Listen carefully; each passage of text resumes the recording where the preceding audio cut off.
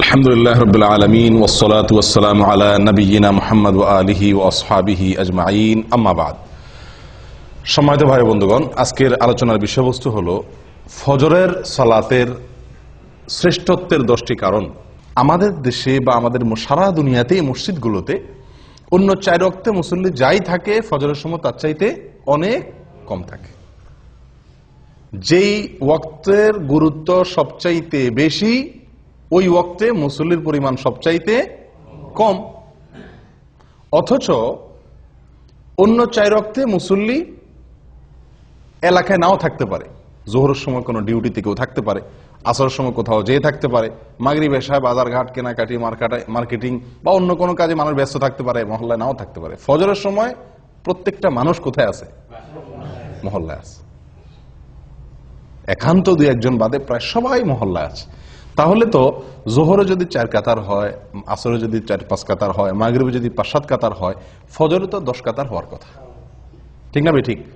কিন্তু ফজরে 1 কাতার পাইতে কষ্ট হয়ে যায়, 2 কাতার জোগাড় হইতে অনেক কষ্ট হয়ে যায়। প্রিয় বন্ধুগণ, এর কারণ কি? এর প্রধানতম কারণ হলো ফজরের নামাজের গুরুত্ব আমরা মুসলমানরা বুঝতে পারিনি। ফজরের নামাজের 10টি ফজিলত, 10টি শ্রেষ্ঠত্বের বিশেষ কারণ, 10টি মর্যাদার বিশেষ কারণ, স্পেশালিটি আছে যেটি অন্য সালাতের জন্য নাই। তার ভিতরে প্রথম হলো ফজরের সালাত বা ফজরের নামাজ। এটা হলো ইমানের আলামত, ইমানদারের আলামত। কিসের আলামত ভাই? ইমানদারের আলামত। নামাজ মাত্রই ইমানদারের আলামত। যে ব্যক্তি ইমানদার সে মসজিদে আসবে, যাবে, তাকে তার ইমান আছে কথা সাক্ষ্য দেওয়ার নির্দেশ আমাদেরকে করা হয়েছে। যদি সে মসজিদে আসা যাওয়া করে, নামাজি হয়। নামাজি না, মসজিদে আসা যাওয়া করে না, তাহলে তার ইমানের সাক্ষ্য আমরা দিতে পারি না। কিন্তু ফজরের নামাজে হাজির হওয়া এটা ইমানদারিত্বের বিশেষ সাক্ষ্য, বিশেষ প্রমাণ। ইমানদার যে খাঁটি, নির্ভেজাল, পিওর, এটার প্রমাণ হলো ফজরের নামাজে কি হওয়া? উপস্থিত হওয়া। যদি কেউ ফজরের নামাজে উপস্থিত হতে না পারে, ফজরের নামাজ পড়তে তার কষ্ট হয়ে যায়, একদিন আসলে 10 দিন মিস হয়ে যায়, ফজরের নামাজে সে আসতেই পারে না, এরকম যদি হয়, তাহলে বুঝতে হবে তার ঈমান নিয়ে নতুন করে চিন্তা করা দরকার আছে। তার ঈমানের ভিতরে যথেষ্ট ঘাপলা আছে। নবী সাল্লাল্লাহু আলাইহি ওয়াসাল্লাম বলেছেন, আবু হুরায়রা রাদিয়াল্লাহু তাআলা থেকে বর্ণিত, বুখারী এবং মুসলিমের হাদিসে আসছে, তিনি বলেন, লাইসা সালাতুন আথকালা আলাল মুনাফিকিনা মিনাল ফজরি ওয়াল ইশা লাউ ইয়ালামুনা মা ফিহিমা লাআতাউহুমা ওয়ালাউ হাবওয়ান। ফজর এবং এশার নামাজ, এই 2 ওয়াক্ত নামাজ মুনাফিকদের উপরে পড়া সবচেয়ে কষ্টের। অন্য কোন নামাজ পড়তে মুনাফিকদের এত কি হয় না? কষ্ট হয় না। মুনাফিক কারা ভাই?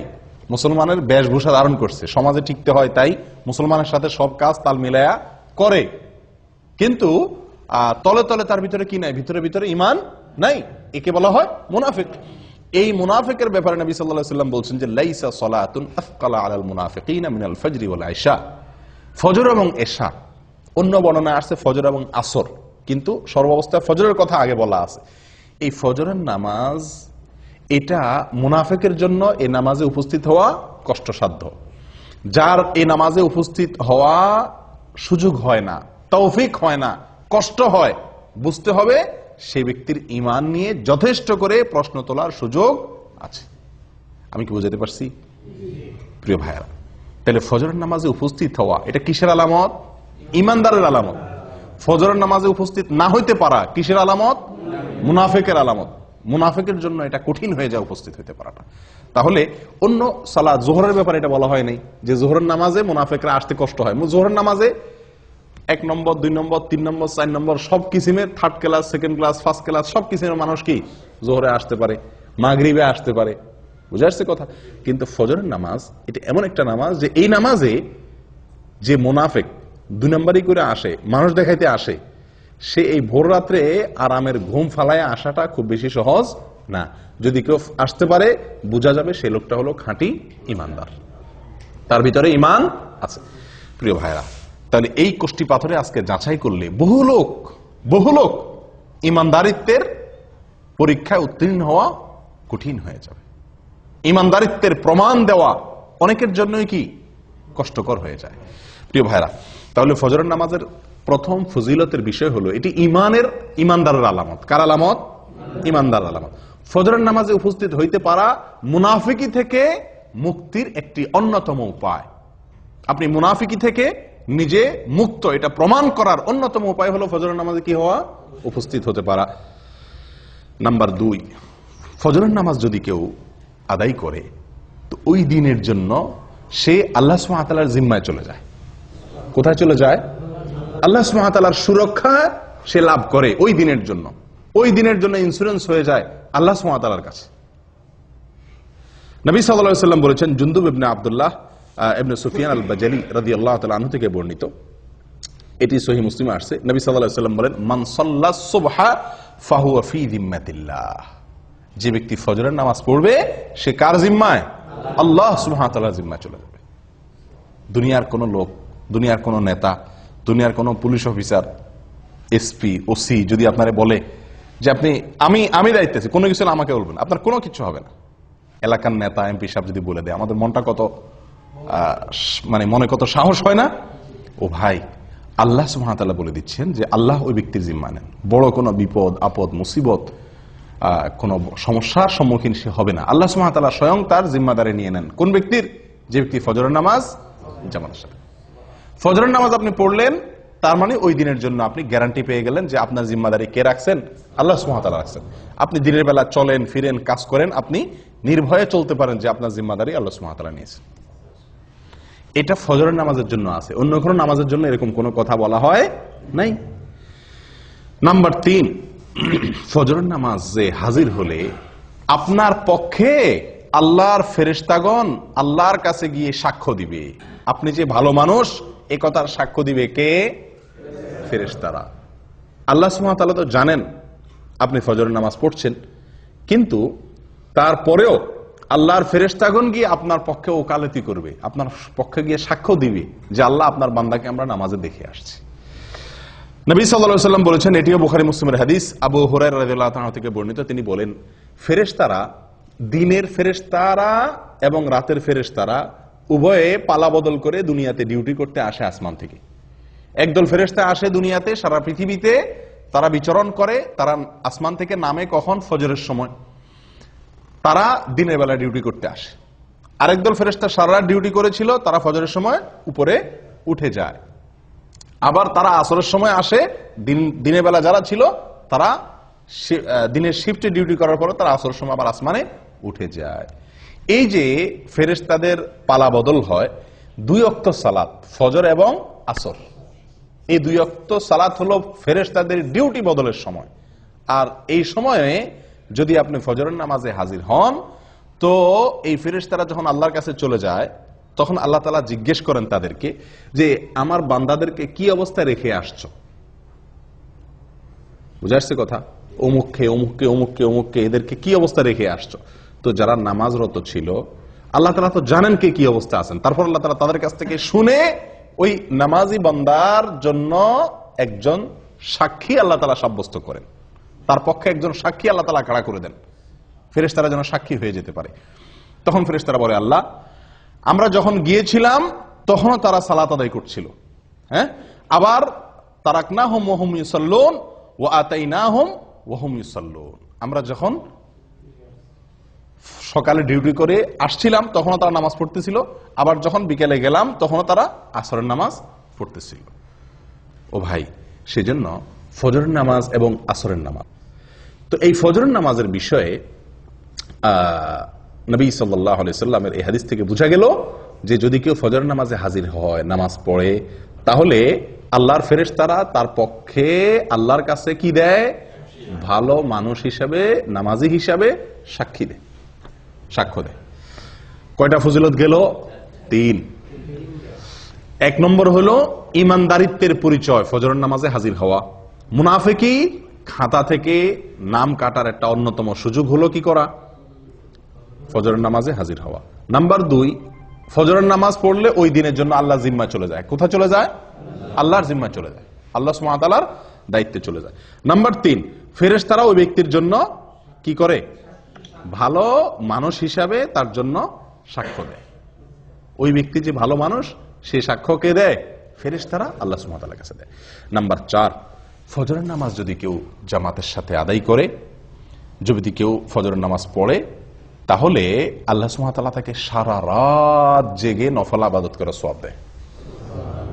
নবী সাল্লাল্লাহু আলাইহি ওয়াসাল্লাম বলেছেন, এটি সহিহ মুসলিমে আসছে, ওসমান ইবনে আফফান রাদিয়াল্লাহু আনহু থেকে বর্ণিত, মান সাল্লাল ইশা ফি জামাআহ ফাকান্নামা সাল্লা নিসফাল লাইল ফাকান্নামা কামা নিসফাল লাইল ওয়া মান সাল্লাস সুবহা ফি জামাআহ ফাকান্নামা সাল্লাল লাইলা কুল্লাহ আও ফাকান্নামা কামাল লাইলা কুল্লাহ আও কামা ক্বাল। ভাই, যদি কেউ এশারের সালাত জামাতের সাথে আদায় করে তো ওই ব্যক্তি অর্ধেক রাত দাঁড়িয়ে দাঁড়িয়ে নফল ইবাদত করলে, তাহাজ্জুদের নামাজ পড়লে যে সওয়াব পাইতো সেই সওয়াব আল্লাহ সুবহানাহু ওয়া তাআলা তাকে দিবেন। যদি এশার নামাজ কোথায় পড়ে? জামাতের সাথে মসজিদে হাজির হয়ে আদায় করে। আর যদি কেউ ফজরের নামাজ জামাতের সাথে আদায় করে তো আল্লাহ সুবহানাহু ওয়া তাআলা তাকে সারা রাত দাঁড়িয়ে তাহাজ্জুদের নামাজ পড়ার, নফল নামাজ পড়ার, রাত জেগে সারা রাত জেগে নফল নামাজ পড়ার সওয়াব আল্লাহ তাআলা তাকে দান করবেন। আপনি শুধু এশার নামাজটা জামাতের সাথে পড়ে ঘুমায় যান, এরপরে উঠে ফজরের নামাজটা জামাতের সাথে পড়েন, বাস সারাটা রাত ঘুমাইলেন, অথচ আপনার আমল নামার ডিউটি লেখা হলো আপনি নফল আমল করছেন, নফল নামাজ পড়ছেন। বিনা ডিউটিতে বেতন পাওয়ার একটা সুযোগ। কোন নামাজ? ফজরের নামাজ। কয় নম্বর গেল? 4। নাম্বার 5, ভাই কিয়ামতের দিন ভয়াবহ অন্ধকার হবে, ভয়াবহ অন্ধকার হবে, যার যার পার্সোনাল আলো দিয়ে চলতে হবে। বিভিন্ন পরিবেশ, বিভিন্ন পরিস্থিতি কিয়ামতের ময়দানে তৈরি হবে। যারা যারা ফজরের নামাজ জামাতের সাথে পড়বে, ফজরের নামাজ পড়বে, মসজিদে এসে ফজরের নামাজ আদায় করবে, তাদের ব্যাপারে 5 নম্বর ফজিলতের বিষয় হলো কিয়ামতের দিন আল্লাহ সুবহানাহু ওয়া তাআলা তাদের জন্য ফকফকা উজ্জ্বল লাইটের ব্যবস্থা করবেন। কথা বুঝে আসছে ভাই? ঝাপসা আলো না, উজ্জ্বল আলোর ব্যবস্থা থাকবে। কাদের জন্য? ফজরের নামাজে যারা জামাতে উপস্থিত হয় তাদের জন্য। নবী সাল্লাল্লাহু আলাইহি ওয়াসাল্লাম বলেছেন, আবু দাউদ এবং তিরমিজি বর্ণিত হয়েছে হাদিসটি, বাশশিরিল মাশাঈনা ফিজ যালামি ইলাল মাসাজিদি বিন-নূরিত তাম ইয়াউমাল কিয়ামাহ। যারা পায়ে হেঁটে হেঁটে ভোরে ভোরে সূর্য ওঠার আগে অন্ধকারের মধ্যে, আলো আঁধারের মধ্যে যারা পায়ে হেঁটে হেঁটে মসজিদে আসে কষ্ট করে, সুসংবাদ দিয়ে দাও ওই সমস্ত আল্লাহর বান্দাদেরকে। কিসের সুসংবাদ দাও? বিন-নূরিত তাম ইয়াউমাল কিয়ামাহ, কিয়ামতের দিন পরিপূর্ণ আলোর আলো আল্লাহ সুবহানাহু ওয়া তাআলা তার জন্য দান করবেন। ওই ব্যক্তির জন্য আলোর ব্যবস্থা করবেন, পার্সোনাল আলো। সবাই অন্ধকারে নিমজ্জিত থাকলেও তাকে আল্লাহ সুবহানাহু ওয়া তাআলা তার জন্য পার্সোনাল আলোর ব্যবস্থা করে রাখবেন, স্পেশাল আলোর ব্যবস্থা থাকবে। এবং সে আলো ঝাপসা আলো না। আপনি হাঁটবেন ফজরের সময় আলো আঁধারের আলো দিয়া, কিন্তু কিয়ামতের দিন আল্লাহ তাআলা যে আলো দিবেন তার বিনিময়ে এই যে কষ্ট করে অন্ধকারে হাঁটলেন, সে আলো হবে কি? অনেক ফকফকা, অনেক পরিষ্কার ঝকঝকে পরিপূর্ণ আলো, যেটাকে বলা হয়। যদি কি করা হয় ভাই? ফজরের নামাজ জামাতের সাথে আদায় করা হয়, অন্ধকারে কষ্ট করে আলো আধারিতে আপনি হেঁটে মসজিদ পর্যন্ত আসেন। নাম্বার 6, ফজরের নামাজ যদি কেউ আদায় করে তো তার বিনিময়ে আল্লাহ সুবহানাহু ওয়া তাআলা তাকে জান্নাতের সবচেয়ে বড় পুরস্কার দান করবেন। জান্নাতের সবচেয়ে বড় পুরস্কার কি ভাই? না, সেটা তো আছেই। জান্নাতের ভিতরে মানুষ যত পুরস্কার, যত নেয়ামত আল্লাহ তাআলা দিবেন, হুর আইন দিবেন, আল্লাহ সুবহানাহু ওয়া তাআলা তাদের জন্য যে কোনো ফল দিবেন, যা চাইবে তারা তা পাবে। কত নেয়ামত থাকবে না? দুধের নহর প্রবাহিত হবে, মদের নহর প্রবাহিত থাকবে, দুনিয়ার নাপাক গান্দা মদ না, পবিত্র মদ। যাই হোক, অনেক নেয়ামতের আল্লাহ তাআলা ব্যবস্থা করবেন জান্নাতীদের জন্য। আল্লাহ সুবহানাহু ওয়া তাআলার যে নেয়ামতে জান্নাতীরা সবচেয়ে বেশি খুশি হবে, যে নেয়ামতের জন্য জান্নাতীরা সবচেয়ে বেশি লালায়িত থাকবে, কোনটা সেটা? আল্লাহ দিদার, আল্লাহর সাক্ষাৎ, আল্লাহর সাক্ষাৎ। জান্নাতীদের সবচেয়ে বড় চাহিদা থাকবে যেন তারা কি করতে পারে? আল্লাহ সুবহানাহু ওয়া তাআলাকে একটু সরাসরি দেখতে পারে। যারা ফজরের নামাজ নিয়মিত পড়ছে, সব সময় ফজরের নামাজ পড়ছে এবং আসরের নামাজ পড়ছে, ফজরের নামাজ এবং আসরের নামাজ পড়ছে, এরা আল্লাহ সুবহানাহু ওয়া তাআলাকে দেখবে কিরকম জানেন? পূর্ণিমার চাঁদ, পূর্ণিমার চাঁদে, পূর্ণিমার রাতে আকাশের চাঁদ কিরকম দেখা যায়? চাঁদের 1 তারিখ, 2 তারিখ, 3 তারিখ, 4 তারিখ, 5 তারিখ এই দিনগুলোতে চাঁদ এত স্পষ্ট, এত ক্লিয়ার দেখা যায়। কিন্তু পূর্ণিমার রাতে চাঁদ কিরকম দেখা যায়? নবী সাল্লাল্লাহু আলাইহি সাল্লাম বলেন, পূর্ণিমার রাতে চাঁদ যেভাবে তোমরা দেখো পরিষ্কার, যারা সূর্য ডুবার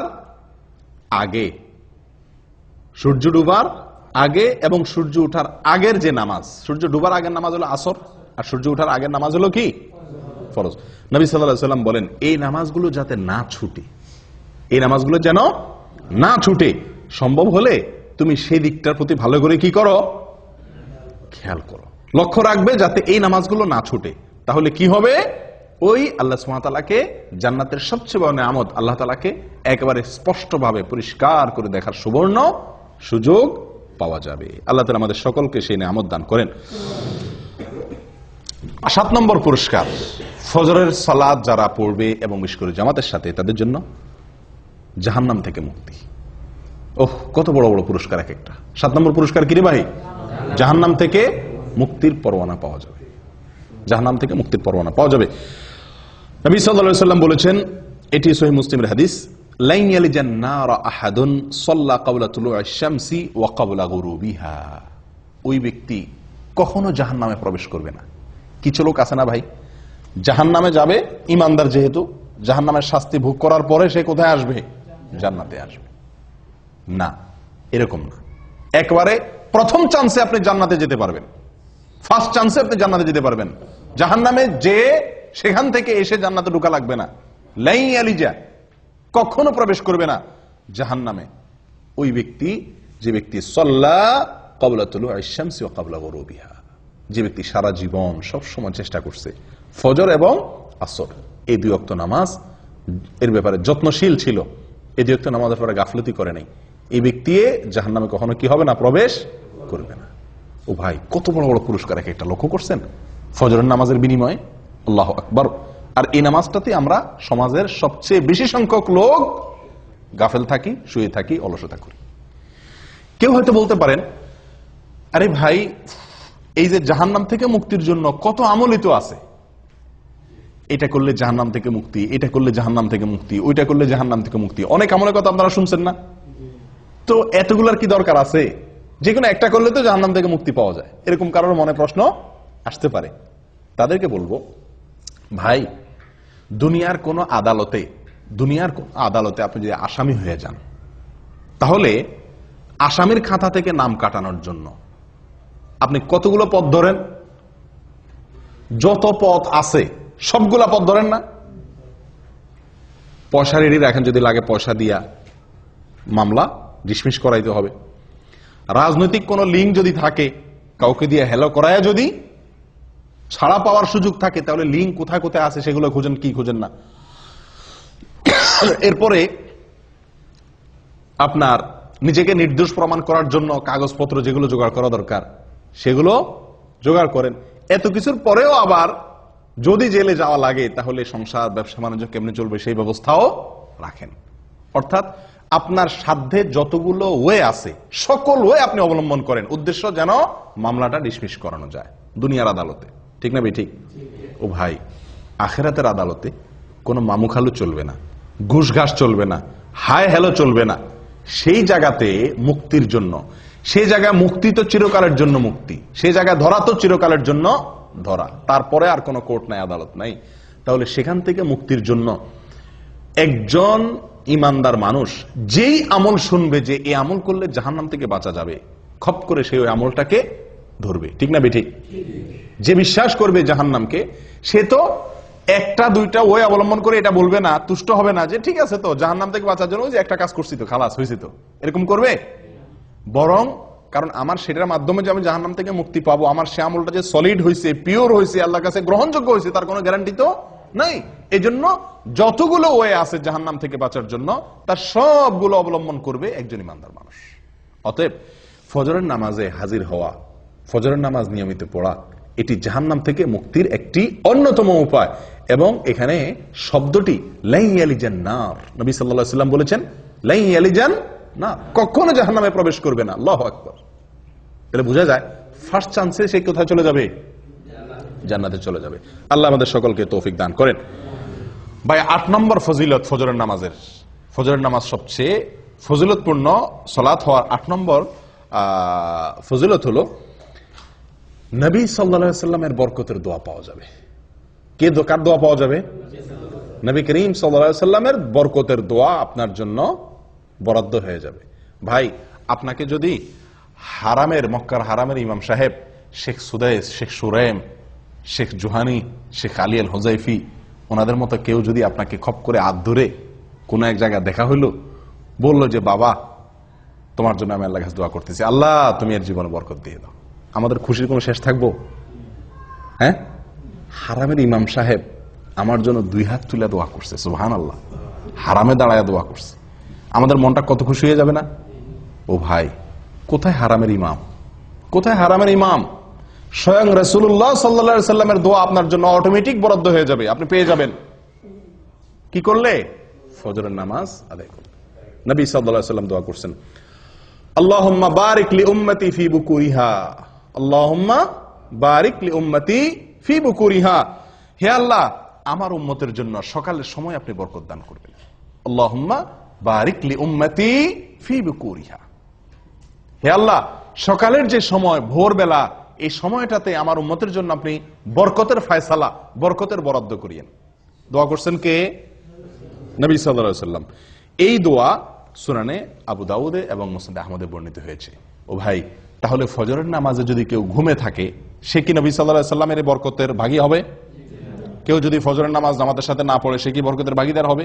যে ব্যক্তি আল্লাহর হুকুম পালন করবে, ফজরের জামাতে হাজির হবে, সেই ব্যক্তি নবী সাল্লাল্লাহু আলাইহি সাল্লামের বরকতের দোয়া পাবে, তার ভাগীদার সে হবে। কারণ সকালের এই সময়টাতে বরকতের দোয়া করছেন কে? নবী সাল্লাল্লাহু আলাইহি সাল্লাম। অতএব এই সময় যদি আমি ইবাদত করি, তো আমার ইবাদতের মধ্যেও কি হবে? নিঃসন্দেহে বরকত হবে। এটা বরকত নেওয়ার সময়, বরকত নাজিলের সময়। এই সময় ঘুমায় থাকলে সে বরকত থেকে কি হবে? বঞ্চিত হবে। 8 নম্বর ফজিলত গেল। 9 নম্বর হলো ভাই, দুনিয়া এবং দুনিয়ার মধ্যে যা কিছু আছে, দেখেন এক একটা পুরস্কার দেখেন, সুবহানাল্লাহ, ফজরের নামাজের বিনিময়ে।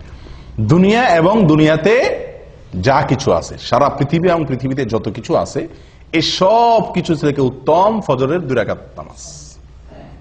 ফজরের 2 রাকাত সালাত দুনিয়া এবং দুনিয়ার ভিতরে যা কিছু আছে সবকিছু থেকে উত্তম। সহিহ মুসলিমের হাদিসে আসছে, নবী সাল্লাল্লাহু আলাইহি সাল্লাম বলেছেন, রাকাতাল ফজর খায়রুম মিনাদ দুনিয়া ওয়া মা ফিহা। আল্লাহু আকবার। রাকাতাল ফজর খায়রুম মিনাদ দুনিয়া ওয়া মা ফিহা। ফজরের 2 রাকাত নামাজ দুনিয়া এবং দুনিয়ার ভিতরে যা কিছু আছে সব কিছুর মালিক হওয়ার চাইতে, সকল কল্যাণের চাইতে বেশি কল্যাণের, বেশি মর্যাদার, বেশি শ্রেষ্ঠ ফজরের 2 রাকাত নামাজে, ফরজ নামাজে হাজির হওয়া বা ফজর নামাজ পড়া। কথা বুঝতে পারছি ভাই? চিন্তা করেন, সারা পৃথিবীকে এক পাল্লা রাখলেন, আর কেউ 2 রাকাত ফজর নামাজ পড়লো, তো এই যে একটা আমল করলো, এই আমলটির মর্যাদা, এর শ্রেষ্ঠত্ব ওই সারা দুনিয়ার মালিক হওয়ার চাইতে বেশি আল্লাহ সুবহানাহু ওয়া তাআলার কাছে। কয় নম্বর গেল ভাই? 9 নম্বর। 10 নম্বরটা হলো দুনিয়াবি। শেষের 3টাই দুনিয়াবি বলা যেতে পারে, দুনিয়াবি লাভ। প্রথম যে 3টা বলছিলাম সেগুলো হলো আখিরাতের লাভ, প্রথমগুলা। শেষের 3টা নবী সাল্লাল্লাহু আলাইহি সাল্লামের বরকতের দোয়া সকালবেলা সময়টার জন্য। তারপরে যায় দুনিয়া এবং দুনিয়ার মধ্যে যা কিছু আছে সবচাইতে উত্তম হওয়া। 3 নম্বর হলো মানসিক প্রফুল্লতা অর্জন হবে। ফজরের নামাজ যদি কেউ পড়ে, তাহলে কি হবে ভাই? মানসিক প্রফুল্লতা অর্জন হবে, মনটা ফুরফুরা হয়ে যাবে, মনটা ভিতরে এক ধরনের স্ফূর্তি অনুভব হবে, ঝরঝরা লাগবে, নিজেকে কি লাগবে? ঝরঝরা লাগবে, নির্ভার লাগবে, ফুরফুরা লাগবে, যদি আপনি কি করেন? ফজরের নামাজ আদায় করেন। এবং এই পুরস্কারটি একেবারে বাস্তবিক, অর্থাৎ এই পুরস্কারটি আমরা নিজেরা সরাসরি ফিল করতে পারি, অনুভব করতে পারি, এরকম পুরস্কার। এটার জন্য অপেক্ষা করতে হবে না যে আপনি মারা যাবেন তারপরে পাবেন, না, এটা নগদ পুরস্কার। ফজরের নামাজের নগদ পুরস্কার হলো শেষের পুরস্কারটা। সেটা কোনটা? ফজর নামাজ আদায় করলে মনটা কি হয়ে যাবে? হালকা হয়ে যাবে, নির্ভার হয়ে যাবে, পাতলা হয়ে যাবে, ফুরফুরে হয়ে যাবে, ঝরঝরা হয়ে যাবে, প্রফুল্ল হয়ে যাবে। কিভাবে? তার বিবরণ নবী সাল্লাল্লাহু আলাইহি ওয়াসাল্লাম আমাদেরকে শুনাইছেন সহিহ বুখারী এবং মুসলিমের হাদিসে। তিনি বলেন, মানুষ যখন ঘুমায় ভাই রাতে, তো শয়তান তার কপালে 3টা গিরা দেয়। শয়তান তার কপালে কয়টা গিরা দেয়? 3টা গিরা দেয়। গিরা দেওয়া মানে কি? গিরা দেওয়া মানে হলো, আমি বলি যে মানে মাথা টিপে আর কি, মাথা টিপে। মাথা টিপার মতো কাজ করে আর কি তার এই গিরাগুলা। উদ্দেশ্য, এই গিরা দেওয়ার উদ্দেশ্য হলো সে যাতে শোয়া থেকে কি করতে না পারে, উঠতে না পারে, সেই জন্য তার কপালে এই গিরা দিয়ে রাখে। এই গিরা দিলে হয়তো মানে কিভাবে সে গিরা দেয়, গিরা তো আর দেখা যায় না, হয়তো বা মানুষের যাতে ঘুম আরামের সাথে আসে বা অলসতা আসে, এই জাতীয় কোনো অদৃশ্য গিরা দেয় কে? শয়তানে, চিরশত্রুয়ে, চিরশত্রুয়ে, চিরদুষ্টুয়ে আমাদের মাথা কপালে 3টা গিরা দেয় ঘুমাইলে। এরপরে যখন ফজরের সময় হয়, ভোরবেলা হয়, আল্লাহর কোনো বান্দা যদি তার ভিতরে ইমানের শক্তি থাকে, তার ভিতরে যদি কি থাকে, ইমানের শক্তি থাকে, আর কোন রকম একটু সাহস করে বাহাদুরের মতো কম্বলটা ফেলা দিয়ে এরকম উঠতে পারে, তো সঙ্গে সঙ্গে শয়তান মিয়ার একটা গিরা কি হয়ে যায়, খুলে যায়। শয়তানের কি হয়ে যায়, একটা গিরা খুলে যায়। গিরা দিয়ে দিলে শরীরটা ভার হয়ে যায়, উঠতে পারে না, অলসতা লাগে, মজা লাগে। আপনারা লক্ষ্য করে দেখেন, অন্য কোন সময়ের ঘুম এত মজার হয় না, ঠিক ফজরের সময়ের ঘুমটা যত কি হয়, মজার হয়। এর মানে কি? এর মানে হলো ওই দুষ্ট শয়তান হয়তো শরীর টিপে, বুঝে আসছে কথা? এত আরাম করে ঘুমটা আসে, সারা রাত যার ঘুম না আসে তারও ঘুম আসে কখন? ফজরের সময়, ঠিক না ঠিক? এর মানে কি? এর মানে হলো শয়তানের সর্বশক্তি নিয়োগ করে সে, যাতে আপনি ফজরের সময় মসজিদে যেতে না পারেন। আসরে যান, বাধা দিতে পারলো না, তার এত বেশি টেনশন নাই। মাগরিবে গেছেন, এশায় গেছেন, জোহরে গেছেন, পারলো না সে ঠেকাইতে, এত বেশি টেনশন নাই। কিন্তু ফজরে আপনাকে ঠেকাইতে পারলে তার বিশাল লাভ, আপনাকে জাহান্নামে নেওয়ার জন্য অনেক দূর সে আগে গেল।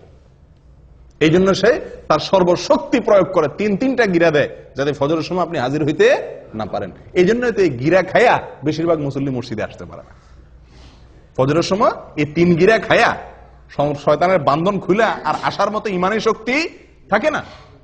ও ভাই, যদি আল্লাহর কোনো বান্দা যদি ফজরের সময় সাহস করে, হিম্মত করে, যখনই শয়তান তার মনে ওয়াসওয়াসা দেয়, হাদিসে আসছে শয়তান কানে কানে বলে, আমাদের মনের মধ্যে বলে, কি বলে? লাইলুন তওয়িল ফারকুদ, আর রাত এখনো কি অনেক লম্বা, আরো ঘুমা, আরেকটু ঘুমা। আপনি লক্ষ্য করে দেখছেন, ফজরের আজান হয়ে গেছে, তখনও কম্বলটা টাইনে আমরা গায়ে দেই, ঠিক না? 20 মিনিট পরে জামাত দাঁড়াবে, উযু করতে 10-15 মিনিট চলে যাবে, উঠে যাই না, তখনও কম্বলটা আমরা টেনে গায়ে দেই। কারণ কি? ওই যে শয়তান আমাদের মাথায়, মনের ভিতরে ওয়াসওয়াসা ঢুকাই দিছে যে কি, লাইলুন তাওয়িল ফারকুদ, রাত অনেক, এখনো অনেক সময়, তুই আরেকটু ঘুমা। সারা রাত ঘুমাইলেন, 4 ঘন্টা, 5 ঘন্টা, 6 ঘন্টা ঘুমাইলেন, কিন্তু এই 5 মিনিট না ঘুমাইলে আপনি মরে যাবেন না, কিন্তু মনে হয় যে 5 মিনিট না ঘুমাইলে মনে মরে যাবেন, এরকম লাগে না ওই সময় উঠতে? কারণ শয়তান তার সর্বশক্তি প্রয়োগ করে গিরা তো দেয়, এরপর আপনার কানে কানে ফিসির ফিসির করে বলে। আসলেই আপনি লক্ষ্য করে দেখেন, মনে হয় যে কেউ একটা বলে মনে মনে যে অনেক সময় আছে এখন, ঠিক না ঠিক? ও ভাই, তো আল্লাহর কোনো বান্দা যদি ঘুম থেকে উঠে যেতে পারে কম্বল ফেলে দিয়ে, আমি নবী সাল্লাল্লাহু আলাইহি সাল্লামের বরকতের দোয়া নিতে চাই, আমি জান্নাতে এক চান্সে যেতে চাই, জান্নাতে গিয়ে আল্লাহ তাআলাকে একেবারে পরিষ্কার পূর্ণিমার চাঁদের মতো আল্লাহ সুবহানাহু ওয়া তাআলাকে দেখতে চাই, আমি জাহান্নাম থেকে মুক্তি চাই, আমি ঈমানদারিত্বের পরিচয় দিতে চাই, মুনাফিকের খাতা যেন নাম লেখা না হয়, আমি আল্লাহর নিরাপত্তার ভেতরে প্রবেশ করতে চাই, আমি ফেরেশতাদের সাক্ষ্য পেতে চাই, আমি সারা রাত জেগে ইবাদতের সওয়াব পেতে চাই, আমি কিয়ামতের ময়দানে উজ্জ্বল আলো যেন হয় আমার জন্য, তার ভাগীদার যেন আমি হতে পারি, সেটা চাই। এই কথাগুলো মাথায় রেখে যদি আপনি কম্বলটারে কি করতে পারেন, ফেলে দিতে পারেন, এবং এই হাদিসটা মাথা রাখতে পারেন, নবী সাল্লাল্লাহু আলাইহি ওয়াসাল্লাম বলেছেন, ফজরের সময় শয়তান যে গিরা দেয় এবং আপনারে মজার ঘুম পাড়ানোর চেষ্টা করে, এটা যদি আপনি মাথায় রেখে ঝেড়ে ফেলে উঠে যেতে পারেন, সঙ্গে সঙ্গে একটা গিরা শয়তানের খুলে যায়। এরপরে যদি আপনি গিয়ে কষ্ট মষ্ট করে উঠার পরেও কিন্তু একটু অলসতা হালকা হালকা লাগে, হালকা হালকা, শীতের দিন তো বেশি কষ্ট হয়, গরমের দিনও একটু কষ্ট হয়, যা কোনো রকম হিম্মত করে দিয়ে পানিতে হাত দিয়ে বিসমিল্লাহ পড়ে ওযুটা করে ফেলতে পারেন। ওযুটা করার পরে দেখবেন শরীরটা আরো অর্ধেক পাতলা হয়ে গেছে, কারণ গিরা আরেকটা তখন খুলে যায়। এরপরে আরেকটু বাকি থাকে, মসজিদে যাব না রুমে পড়ে ফেলবো, আরেকটু অলসতা থাকে। এরপর যদি সাহস করে বাইর হয়ে যান হিম্মত হয়ে মসজিদের দিকে এবং আসেন, ফজরের নামাজটা যদি পড়ে ফেলতে পারেন কোন রকম, সঙ্গে সঙ্গে 3 নম্বর গিরাও কি খুলে যায়, শরীর ফুল পাতলা হয়ে যায়। এই যে নবী সাল্লাল্লাহু আলাইহি সাল্লামের হাদিসটি, 3টা গিরা খুলে শরীর পাতলা হয়ে যাওয়া, নির্ভর হয়ে যাওয়া, এটা আমরা বাস্তবে সব সময় অনুভব করার সুযোগ আছে, আছে না নাই? আমরা সবাই অনুভব করি, হয়তো খেয়াল করি না। আপনি লক্ষ্য করে দেখেন, রাতে শোয়ার পরে ভোর রাতে শরীরে যে ভার মনে হয় যে উঠলে মনে মরে যাব, এত কষ্ট, এত আরামের ঘুম বাদ দিয়ে উঠলে, এই ঘুম ছেড়ে উঠলে মনে আমি শেষ, এরকম মনে হয় না? কিন্তু উঠা বসার পরে, কম্বলটা ছেড়ে দিয়ে নামার পরে দাঁড়াতে পারলে মনটা অনেকটা পাতলা মনে হয়, ঠিক না বেঠিক? অনেকটা পাতলা, কারণ যে গিরা খুলে গেছে। ওযু করার পরে আরো পাতলা মনে হয়, হালকা হয়ে গেছে। আর ফজর পড়ার পরে তো একেবারে পরিপূর্ণ ফ্রেশ হয়ে যায় মনটা। আমি কি বুঝাতে পারছি ভাই? একদম ফ্রেশ হয়ে যায় ফজরের সালাত জামাতের সাথে আদায় করার পরে। একজন মানুষ ফজরের নামাজ না পড়ে, কোনোদিন আপনি ফজর নামাজ না পড়ে যদি কাজে যান, উঠেন, অন্যান্য কাজে লাগেন, আপনি যতই কাজ করেন আপনার মনের ভিতরে এক ধরনের ভার, এক ধরনের আনফ্রেশনেস আপনি অনুভব করবেন। কিন্তু যদি ফজর নামাজ জামাতে পড়তে পারেন তাহলে ইনশাআল্লাহ ওই দিনটা আপনার মনটার মধ্যে কি থাকবে? ফুরফুরে একটা ভাব থাকবে। ও ভাই, তাহলে গিরা খোলার কাহিনী বুঝতে পারছেন তো? আমরা তো বলি যে দুনিয়ার কোনো কাজে যদি আপনি আরামের ঘুম বাদ দিয়ে উঠেন, মেজাজটা গরম হয় না? সামনে কেউ কিছু বললেও খিটখিটে মেজাজ লাগে, ঠিক না বেঠিক? এরপরে আপনি উঠলেন, ঘুম থেকে উঠে যাইতেছেন, যত দূর সামনে আগান তত মেজাজ আরো খারাপ হয়, ঠিক না বেঠিক?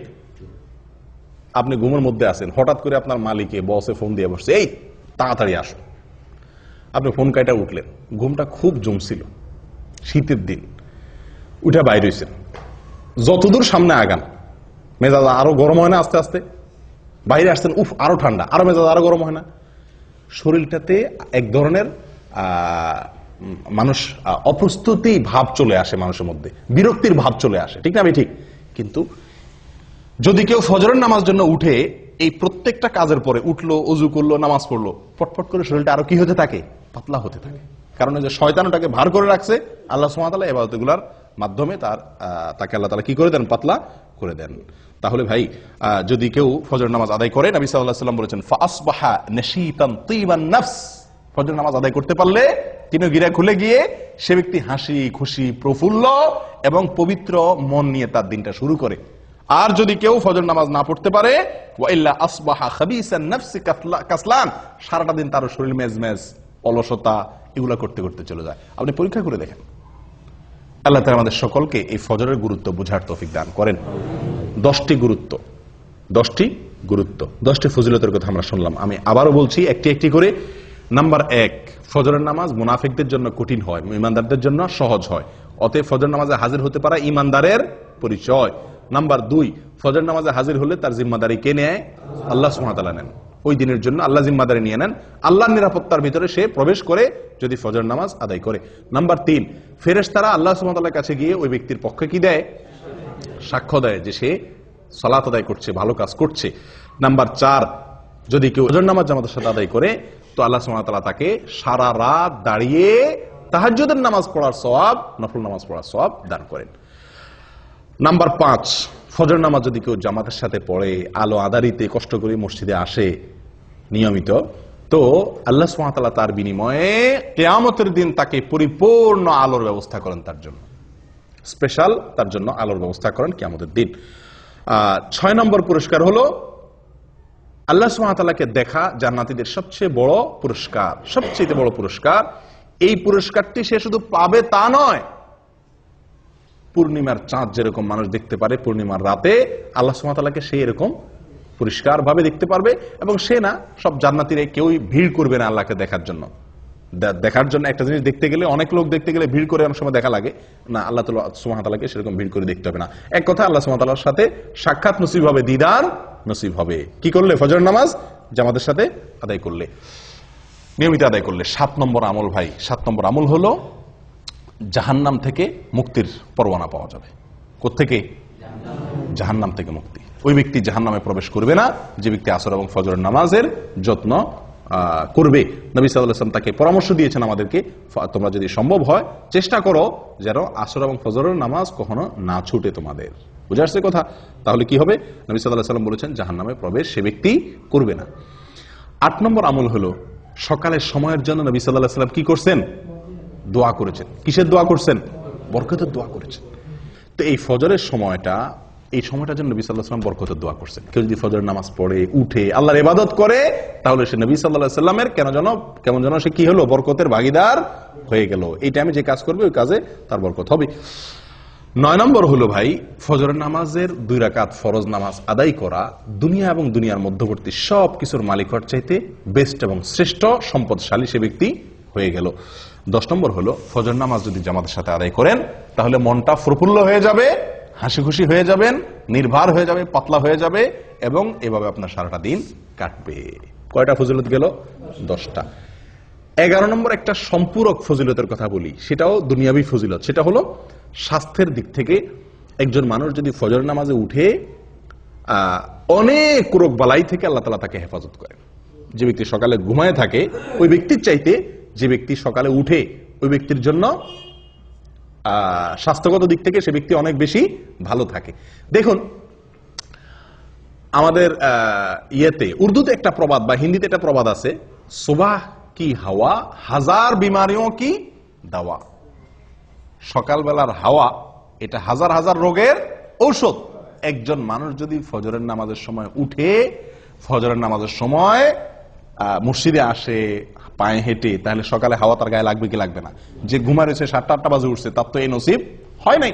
তাহলে স্বাস্থ্যের জন্য এটা কি অত্যন্ত ভালো, সকালে ফজর নামাজ জন্য উঠতে পারা। ও ভাই, আমাদের বিশেষ করে প্রবাসে এবং দেশেও বহু লোককে দেখা যায় ফজরের নামাজ পড়ে। কখন পড়ে? সূর্য ওঠার পরে, মানে তার মন মতো। সোজা কথা, সকাল 7টা অথবা 8টা বাজে ফজরের নামাজ পড়ে।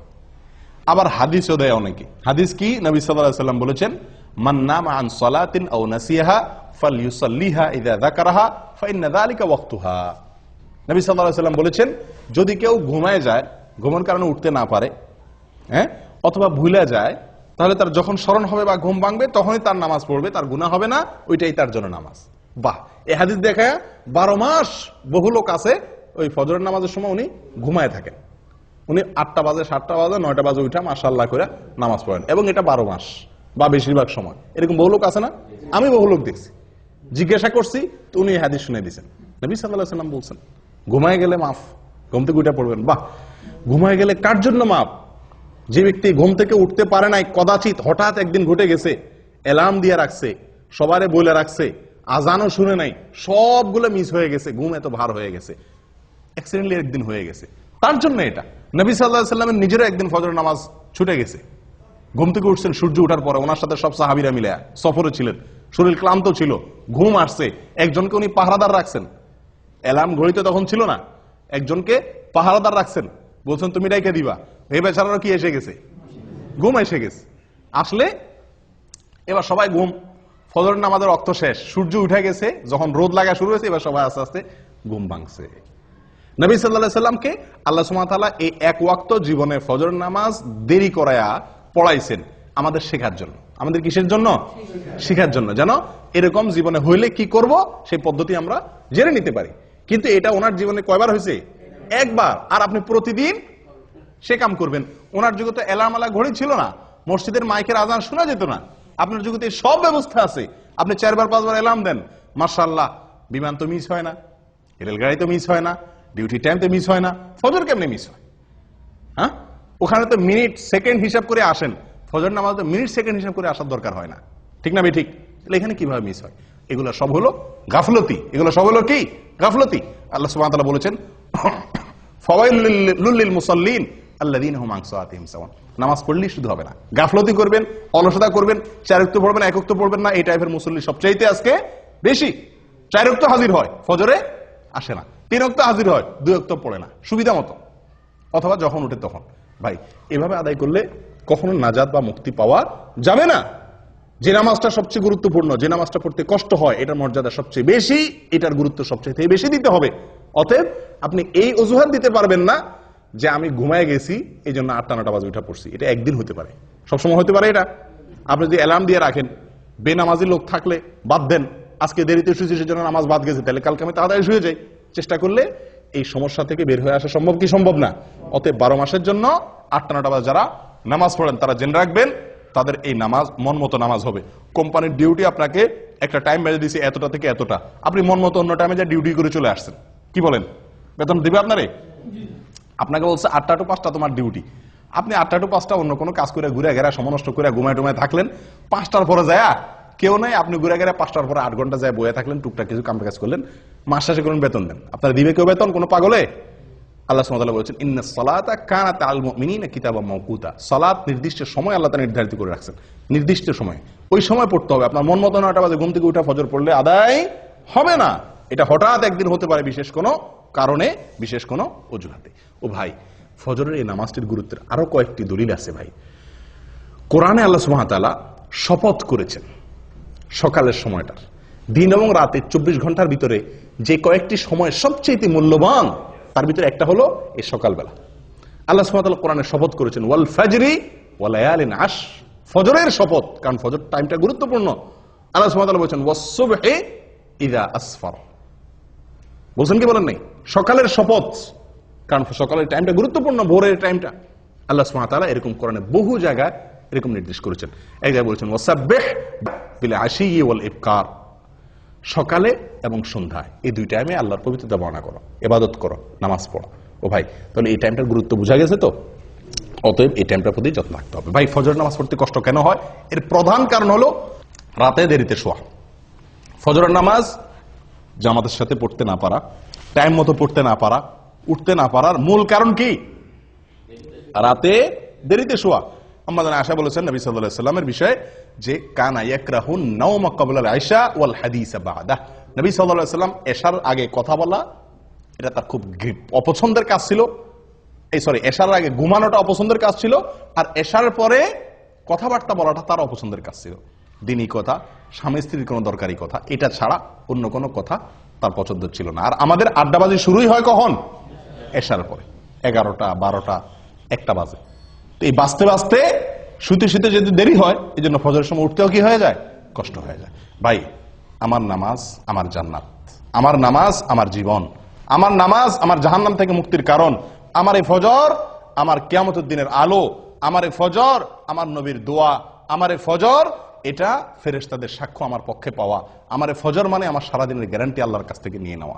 এত বড় ফজিলতের আমল, এটা আমাকে ফজরের সময় করতে হবে। এটা যদি মাথায় থাকে তাহলে রাতে শুইতে কি হবে না? দেরি হবে না। আল্লাহ তাআলা আমাদের সকলকে তৌফিক দান করুক। জাযাকুমুল্লাহ ওয়া আখিরু দাওয়ানা আলহামদুলিল্লাহি রাব্বিল আলামিন।